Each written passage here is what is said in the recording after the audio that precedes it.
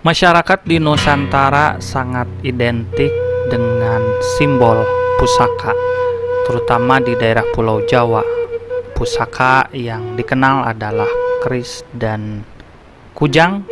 Kujang khusus di daerah Pasundan dan keris adalah di daerah Jawanya. Semua itu mempunyai maksud tertentu atau arti tertentu. Bagaimana ceritanya? Simak video ini sampai dengan selesai.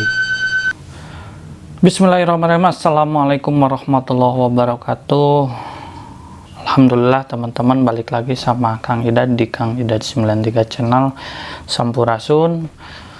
Semoga teman-teman semua diberikan kesehatan oleh Allah Subhanahu wa Ta'ala. Kali ini Kang Idad akan membahas, kan mungkin teman-teman sering dengar simbol pusaka ya, pusaka terutama pusaka keris, kujang, mandau, kemudian juga pusaka yang berbeda dari yang selendang, terus juga pusaka tusuk konde yang biasanya itu dimiliki oleh seseorang putri ataupun ratu, istri dari sebuah raja di satu kerajaan, tentunya di Nusantara. Teman-teman, jika kita berbicara soal pusaka, terutama yang di tanah Jawa ya, Sunda dan Jawa, itu kan mempunyai simbol. Kenapa lekukan? Kemudian juga ada cara menyimpannya. Lekukan itu kan kalau keris itu digunakan untuk pertempuran, itu kan tidak ergodinamis, jadi tidak untuk memang didesain untuk tidak digunakan pertempuran. Pada saat pertempuran, fighting, perang, tidak diciptakan kecuali memang tombak, jarak jauh, pedang, anak panah, busur. Itu memang senjata yang dibuat untuk perang. Sedangkan keris itu dibuat memang untuk simbol. Jadi simbol ini pamornya apa, dapurnya apa, terus bahannya apa, cara membuatnya, likunya berapa, itu kan ada sesuatu. Jika kita seorang istilahnya punggawa, itu lekuknya berapa, seorang raja, patih, abdi dalam, itu lekukannya beda, ada khusus, dan dapurnya pun beda. Proses membuatnya pun berhari-hari, malahan si empunya itu harus berpuasa dahulu. Sebenarnya itu simbol. Jadi simbol, jika seorang raja atau priai biasanya menaruh kerisnya di belakang, posisinya di belakang, tidak diperkenankan di depan. Yang diperkenankan di depan itu seorang pemuka agama, terutama ulama-ulama yang proses ya dari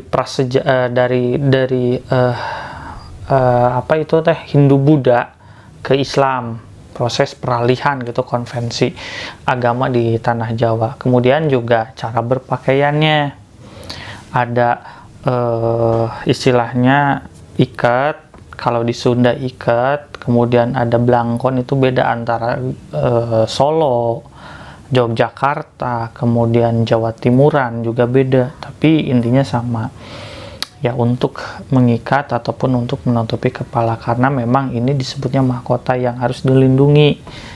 Nah, kalau di Sunda, nah pusaka yang sering kita dengar di Sunda itu kujang.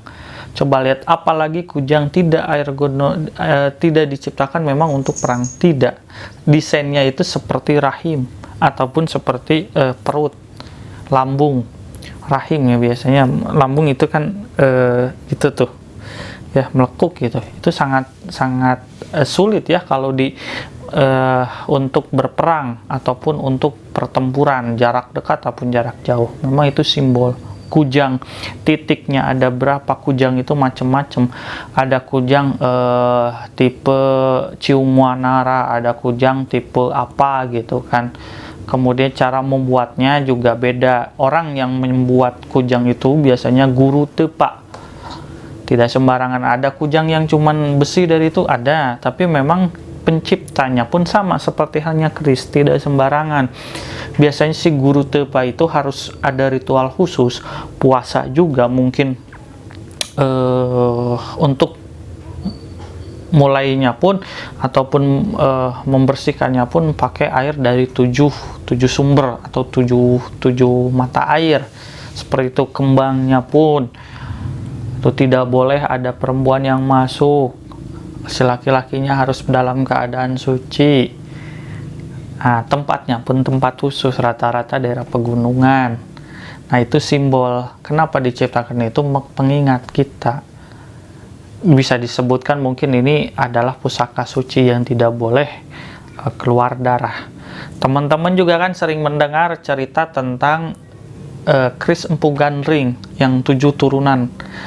Ya, dipakai pertama Ken Arok memesan pada Empu Gandring untuk membuat satu pusaka. Belum jadi karena terlalu lama, sudah tidak sabar, akhirnya digunakan untuk mengakhiri hidup seorang empunya itu sendiri. Dan terkenalah kutukan bahwa keris itu akan menghabisi 7 keturunan dari Ken Arok, Anusapati, Tohjaya sampai pada Kertanegara, itu kan di Singosari. Sebenarnya itu juga ceritanya kalau Kang Idad pribadi itu simbol. Sebagai karena masyarakat Nusantara itu kental dengan simbol. Jika diterangkan langsung ajaran-ajarannya itu secara langsung pakai bahasa yang formal, dilarang begini, dilarang begitu, kalau tidak memakai simbol akan sangat sulit, teman-teman. Sama seperti halnya juga pagelaran wayang. Kenapa ada simbol Semar, perutnya yang buncit, kepalanya yang itu, dan itu jarinya seperti itu. Itu kan kalau ibarat seperti ain ya, nun ataupun ain hia, itu hurufnya bentuknya sama seperti itu. Kemudian jika seorang priayi itu kenapa hidungnya mancung, matanya selalu menunduk, badannya itu selalu ke arah bawah. Beda halnya dengan buta hijau yang memang secara sorot matanya itu ke depan. Itu kan diciptakan oleh Kanjeng Sunan Kalijogo, itu ya representasinya seperti itu. Sebelumnya kan pakai wayang beber yang persin ganti, kalau ini memang per karakter diciptakannya. Tapi sering juga disalahgunakan pembuatannya dari kulit binatang. Kalau di Sunda itu wayang golek. Ya, karakternya hampir sama, cuman bahannya itu wayang golek itu lebih mendekati ya seperti boneka dari kayunya kayu khusus yang mudah diukir, tapi juga tidak mudah rusak, tidak mudah hancur. Karakternya hampir sama, bagaimana Arjuna, bagaimana Bima, bagaimana para kesatria Pandawa. Beda halnya juga karakter kalau kesatria itu kesatria dari Kurawa. Disusupi istilahnya ajaran-ajaran tentang keagamaan agar mudah masuk, mudah mengerti. Kan misalkan Semar, ada makam Semar, ada makam itu memang karakter kosong, tidak ada, tapi sebuah simbol agar kita mudah mengerti.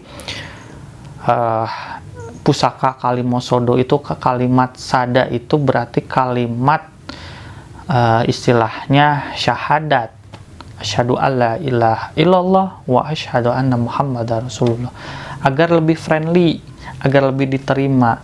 Jadi bohong besar yang mengatakan bahwa Islam masuk itu melalui jalur perang ataupun peperangan melawan raja ini, tidak seperti itu. Dibuktikan dengan dakwah dari Kanjeng Sunan Kalijogo, dakwah Sunan Bonang, dakwah Sunan Derajat, para wali. Memang termasyur berkembang sangat pesatnya itu dari era Wali Songo yang itu. Walaupun jarak dari wali A, B, dan C itu jaraknya itu agak jauh. Selalu kadang-kadang diceritakan itu satu periode, satu angkatan itu berbeda. Dari Sunan Ampel, Sunan Derajat juga antara Sunan Kalijaga dengan Sunan Muria itu beda.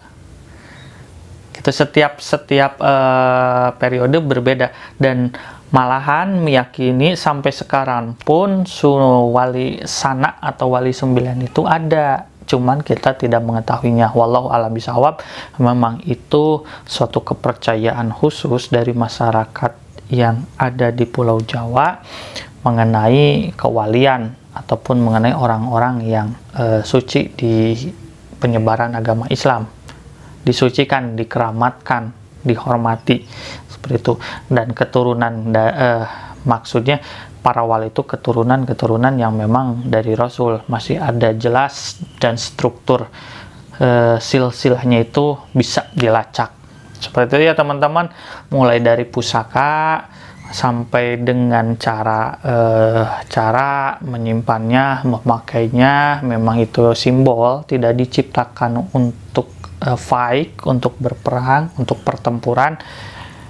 Itu tidak ada, mungkin hanya cerita kolosal ya, itu pun Kang Ida tidak meyakini keris dipakai untuk pertempuran. Tapi memang mungkin ada yang mempunyai daya magis, ada yang mempunyai karakter khusus untuk ritual khusus, dan cara pembersihannya biasanya tidak dilakukan tiap hari dan tidak memakai kalau kita mah pengasah, karena itu kembali lagi itu tidak diciptakan untuk berperang. Itu saja teman-teman yang bisa Kang Ida sampaikan, semoga dapat bermanfaat. Wassalamualaikum warahmatullahi wabarakatuh.